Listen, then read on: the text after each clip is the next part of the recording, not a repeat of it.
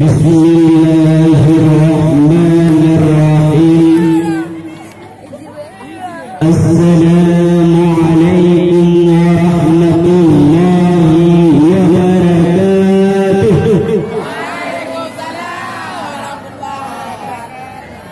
Alhamdulillah, alhamdulillahi rabbil alamin, wa bihi nasta'inu ala umuri dunya waddin, wa sallallahu ala sayyidina Muhammadin wa ala alihi wa sahbihi ajma'in.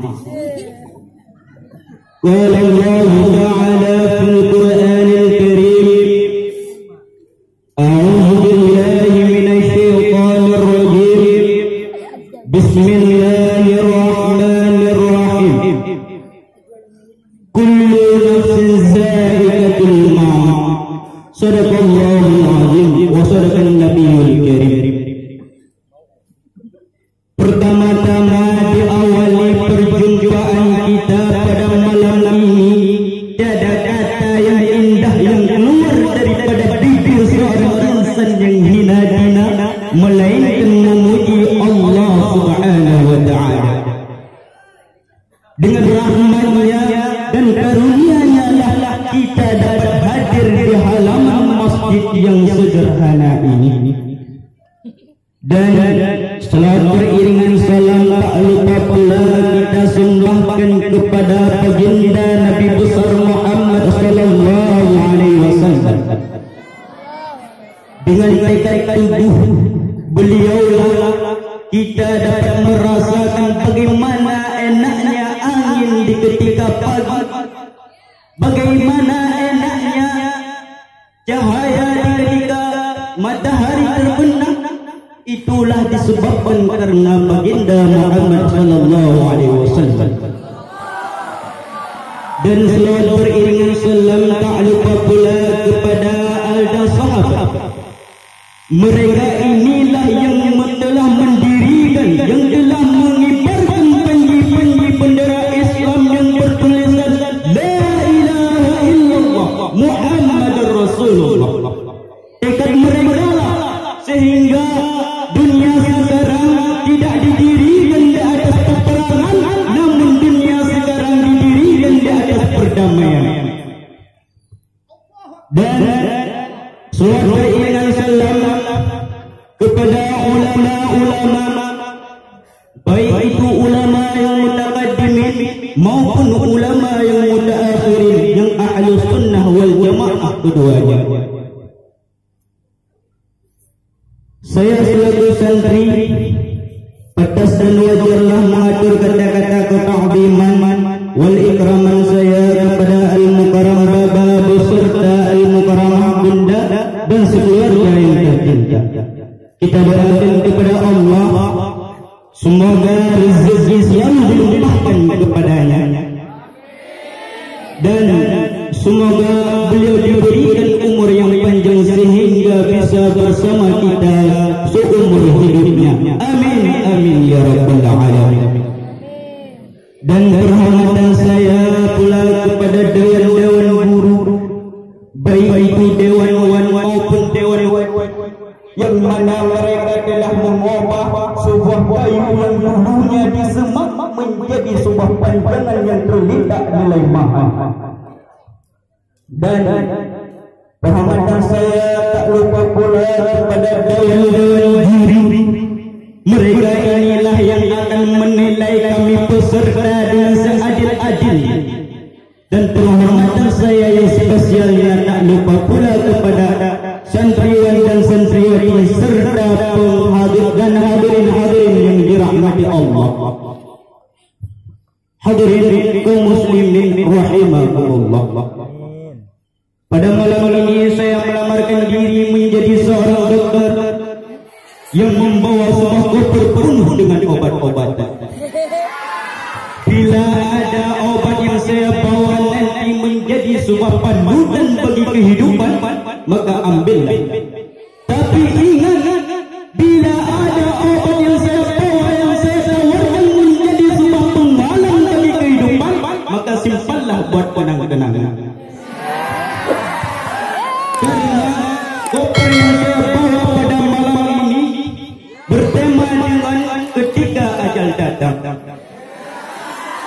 Hadirin kaum muslimin rahimakumullah.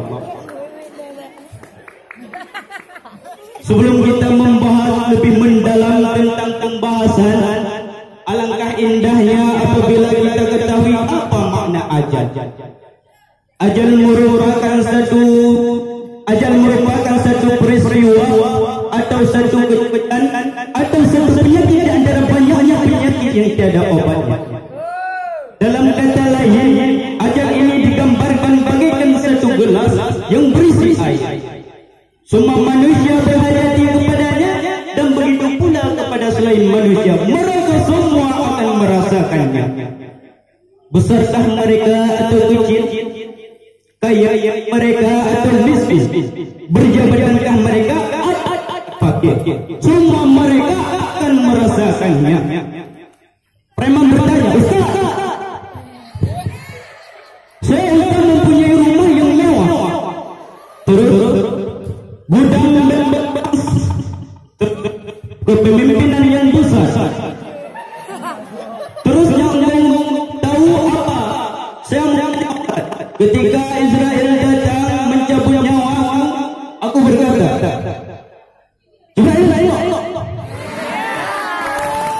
aku mempunyai harta, aku mempunyai kehebatan, aku mempunyai kehebatan. Israel harus tahu, kau mempunyai kekayaan. Karena kematian ini adalah Allah aturkan sebelum kita diciptakan. Dulu kita diciptakan dari setitik sperma menjadi segumpal darah. Dari segumpal darah Allah jadikan segumpal daging. Dari segumpal daging Allah jadikan tangan, Allah membuatkan kaki, Allah menjadikan kepala, sehingga kita terbentuk dalam manusia yang sempurna. Terus Allah menyuruh ikatnya, bawalah dia 4 amalan. Yang pertama, rezeki. Allah telah mengaturkan rezekinya semuanya dalam kandungan. Maka ketika lahir di dalam dunia, saya dilahirkan dalam keadaan fakir. Kenapa? Mungkin ketika Allah memberi kaya kepada kita, kadang kita menjadi orang sombong.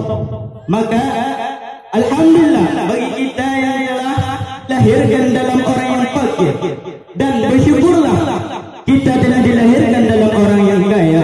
Semoga kita menjadi kaya yang dermawan. Yang kedua, Allah membawa amal, yaitu ajal. Allah telah mengaturkan ajal kita ini semenjak kita dalam kandungan.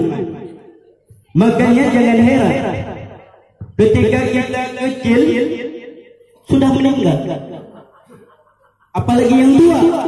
Tapi belum tentu. Hadirin kaum muslimin rahimakumullah, ajal ini telah ditentukan oleh Allah semenjak kita dalam kandungan. Maka jangan heranlah kecil kita sudah meninggal, remaja kita sudah meninggal, apalagi sudah tua. Hadirin kaum muslimin rahimakumullah, seandainya kekayaan, kepemimpinan, kepandaian itu semua dapat menolak kemudaratan ajal, sesungguhnya si Qarun yang dulunya betapa besar kekayaannya, tetapi ia sayang dilenyap oleh telanan bumi, hartanya ditelan dan turunnya juga ditelan. Seandainya kepemimpinan yang besar dapat menolak kemudaratan ajal, sesungguhnya Fir'aun lebih besar kepemimpinannya, tapi sayang dihantam oleh belahan laut. Seandainya kepandaian dapat menolak kemudaratan ajal, sesungguhnya Haman masih ada di sini, masih mendengar bagaimana sayembara ini. Tapi ini membuktikan yang bahwa kepemimpinan, kekayaan, kepandaian ini semua tidak dapat menolong kita ketika kemudaratan ajal datang. Itu yang perlu kita ingat.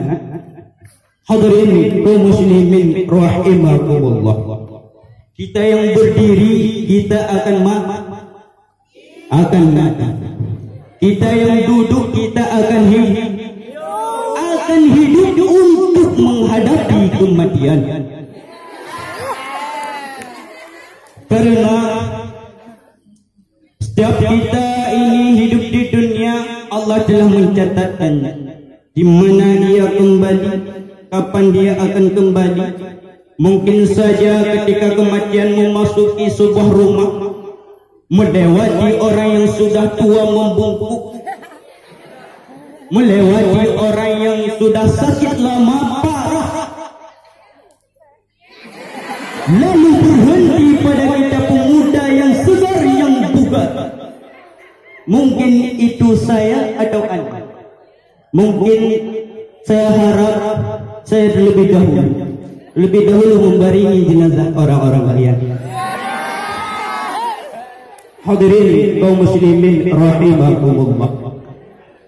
Sesungguhnya kematian ini tidak meleset. Bukan seperti anak panah, mungkin bisa meleset, namun kematian tidak bisa meleset. Sebagaimana firman Allah, kullu nafsin za'iqatul maut. Tiap-tiap kita ini mempunyai ajal. Wa likulli ummatin ajal.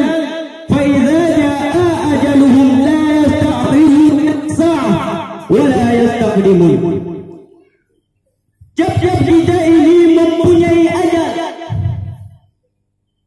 Fa idza jaa ajaluhum la yasta'khiruna sa'ah. Ketika ajal datang, ajal tidak pernah menundanya.